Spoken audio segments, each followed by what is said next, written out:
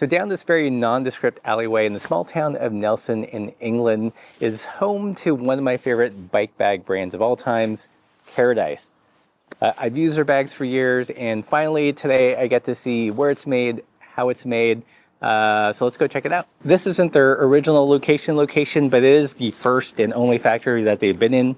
And it's wild that it's down this totally nondescript street. I think this is a door, right? Everything about this place is so charming. Feel the history in the building. All right, so we're here with Ed from Paradise. I can't tell you how excited I am to be here. I'm a big fan of the bags. Can you give us a tour today? Yes, we can. Yeah, it's great to have you both here.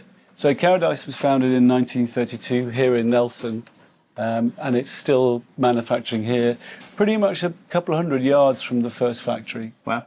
All right, well, let's see how the magic happens. Okay, 90% of the factory is on this level. Okay.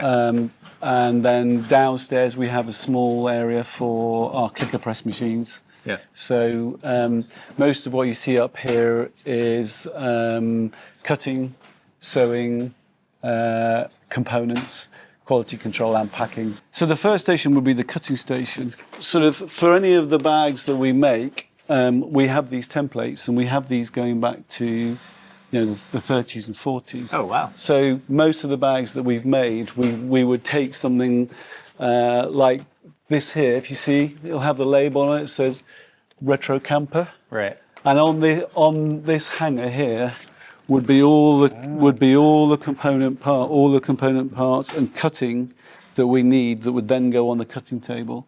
And they will draw around these parts, and then they will hand cut out the material. So, I mean, some of the very old ones, are, some of the early ones are still made out of card. Right. So yeah, and I mean, Paul, who runs our cutting, who unfortunately is on holiday, you can open an old brochure from the 70s and 80s, right, and say, Paul, have we got this? And he'll be able to hunt out. There's 2 rows here, some down there, and he'll probably have the original template of that bag. And it is handy to be able to have that history, because it means that you can focus on maybe reintroducing bags that they no longer make, right, or you can have a look at an original bag, so they can physically make a bag from the 50s or 60s. Right. So templates get pulled? Templates get pulled, yeah. Materials which are on the racks behind you here, and that will go on here, and that will be hand cut using the cutting tool. Okay. They tend to try and what we call batch cut, so they would tend to cut, if they can, 5 at a time. Okay. That doesn't necessarily mean that all 5 will go into the second process of production. Right. But actually, it doesn't make sense cutting, less than 5 at a time. Right. So, and that will be for all the cotton duck, all the Cordura, and then the second process, which is actually only really for bags that have a heat reflective. It's just a very simple machine here. If the material has a reflective on the second process, right, it just gets pressed there. Yeah. Okay. Yeah. Once that's done, it then gets moved across from this side of the room into the sewing department. So after all the material's been cut, the next thing is to put together all the leather straps or all the webbing, and any other components that are actually going to be stitched onto that bag. Right. And this is this department here. Happens. So yeah, using hot knife, which a lot of people in the industry will know, it's quite a traditional method of cutting. Yeah. But all the webbing straps and all the components are here. Right. For anything that is then stitched onto the material. Right. Rather than any other process. So it's easy to have this here because it's the next logical step of making a bag. This, for example, here's got the city folder. Components and badges, okay. Straps. There's Velcro and webbing straps here, so that's all for probably about 5 bags. So we got the small buckles and zippers. Yeah. What goes on over here? So the next process would be for one of the machinists would then come to this table here, and they'll collect the material and the box of components, Okay. put them together, again, usually in batches of 5. And then they would take this to one of the sewing tables, Okay. and they would then start producing the bags. Wow. We don't have it split into one side produces one category of bags and one Right. another. Essentially, at the moment, virtually everybody can So every pretty bag. much sew every bag, Right. unless it's a new bag, in which case we'll use 1 or 2 key team members to prototype it. What's the oldest piece of shop machinery that you guys have? Probably some of the sewing machines that we have. I think the sewing machines here. How old would you say the oldest sewing machine we have here is, Sue? I can show you a really old one. Yeah, show us the old one. Okay. Oh, it's in that? Yeah, it's in our storeroom. Yeah. So, and this is one of the original. That'd be one of the original. This is a sewing machine that I learnt on. Yeah. Yeah. Ah, okay. Is it the old Singer? It's the old Singer. Yeah. Yeah. So, and that's It ran on a piston thing underneath the bench, and they was all on a big belt. Wow. How old do you think that machine is? Well, I learnt on it 35 years ago. Oh, okay. So I'd say that was 60-year-old, more maybe. yeah. Yeah. When was the last time you used it? 20 years ago. Because we went all modern. Oh, okay. Yeah. The sewing station. So mainly sewing stations here. We've got a new machine that we've just brought in, so Yeah. I can show you this one here. When we launched the Adventure range several months ago, we decided to include a tape sealed liner.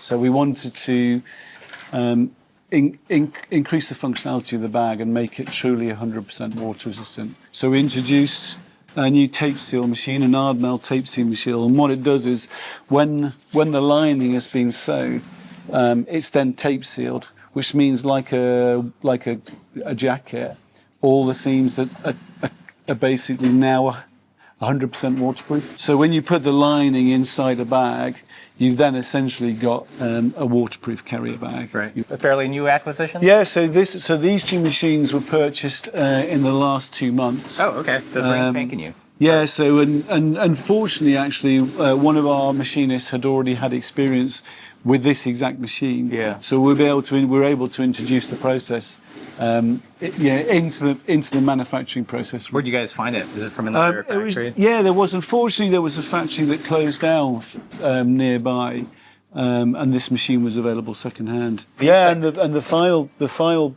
process in the manufacturing is essentially where all the rivets are added. So when you look at any of the heritage bags, when you see both the non-branded rivets and you see the branded ones, Right. they're all done on these machines here, which Okay. actually probably are some of the oldest machines in the factory. You look at this one here and this one here, and again a very simple process. So Yeah. so any of the heritage products and any of the panniers and any of the Bagman products Yeah. are all assembled in this area here. Right. Okay. And check out the other level before the clicker press is. The bags require Corex or some foam, but also obviously with the heritage range, all our straps and badges and a lot of the components we use involve leather. And so we use the clicker machine down here to do Okay. things like all the branded badges.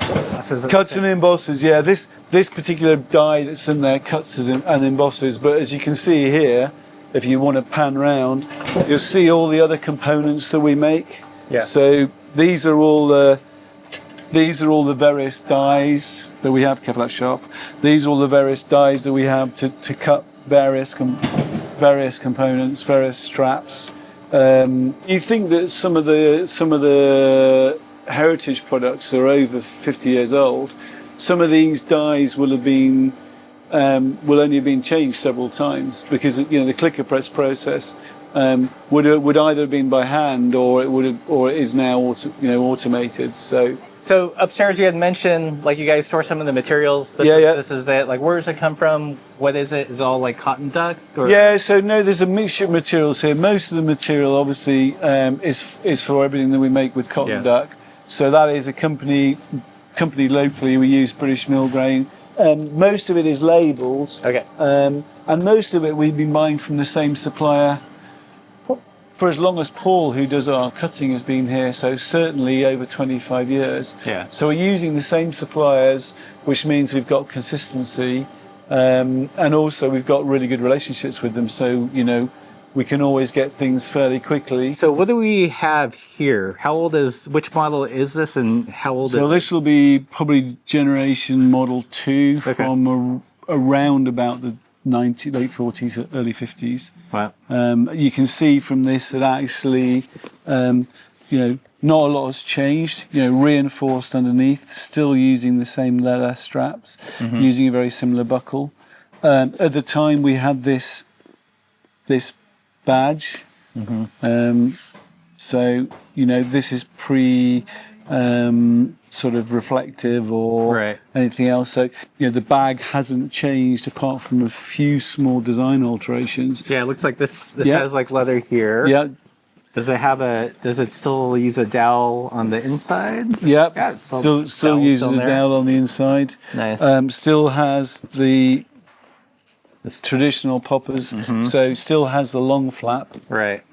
So yeah, essentially the fundamental design and even the manufacturing of this hasn't changed a great deal. Yeah. I mean, obviously the only thing that's changed is these may have been cut by hand and now they're clicker pressed. Yeah. One of my favorite things about the cotton Paradise is like it really has a patina. Yep. Like the bag over time, you know, it's got all the bumps and the lumps from your journey, and you know, and the age is just like really cool. The material manufacturing hasn't changed a great deal, but you can kind of see that's the inside of the pocket, so you can see that this is effectively a black bag.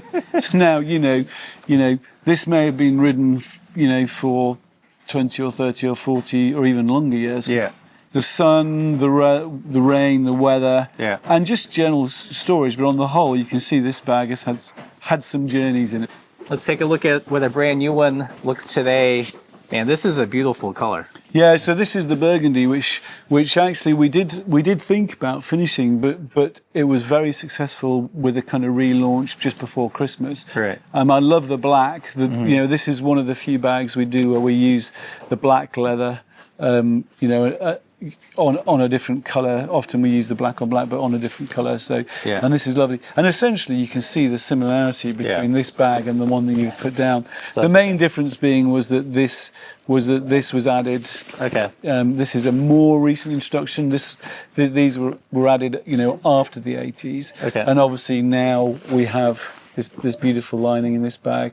Yeah. You know, so it's not just a functional piece of luggage, but you can kind of see you can see the premium quality to it. Again, you know, it has the long. They just close down. It has the long flap. Yeah. A lot of the components you'll recognise probably from earlier in the video that we were clicker pressing downstairs.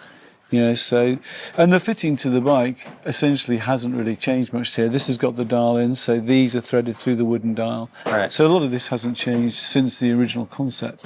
This doesn't look like a traditional Paradise bag as many people know it, but you guys are expanding as well. Yeah, so we had 3 different bags which formed part of a kind of utility functional range, a little bit for bike packing, and so we wanted to kind of put those into a complete range. And this Colorado actually has had 2 or 3 different variations. It had a reflective stripe. You know, we had it in neon and camouflage, and this is the new final version, which essentially what we've done is we've simplified it, because essentially what it wants to do is it wants to go on your bike, and it wants to be waterproof. So there is we haven't removed any functionality. We just made it more interesting. So the Colorado is interesting because we have our own support rack. So this fits just under your seat rails. And you can leave this on the bike all the time, and then literally just you can fit this bag very quickly. It's simply a very, very strong strap with some inner tube to support the seat post, round the seat post, and then with this being fitted under your seat rails, you just literally